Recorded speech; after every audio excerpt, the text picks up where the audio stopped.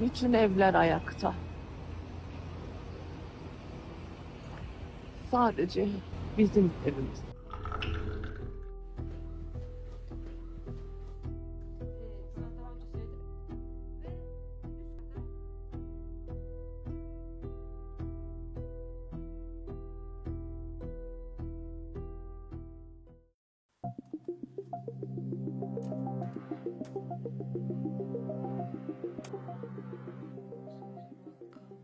Elbette ki bunları benim yapmam gerekmiyordu ama ben de yapmasaydım demek ki hiçbir şey bulamayacaktık. Böyle kalacaktık.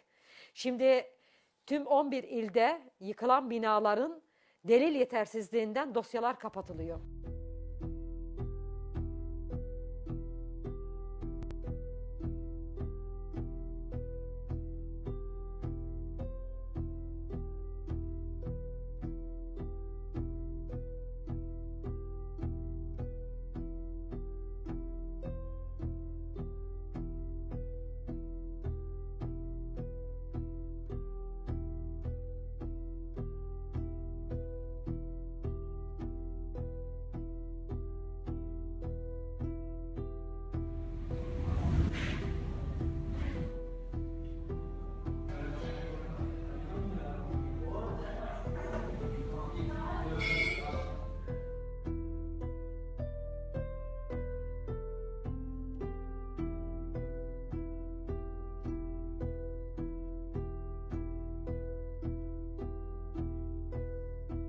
Düşük beton dayanımı, sonradan yapılan müdahaleler gibi unsurlar bir araya geldiği için ne yazık ki bu can kayıplarıyla karşılaştığımız bir yıkım söz konusu oldu diye değerlendiriyorum Ezgi Apartmanı'nda.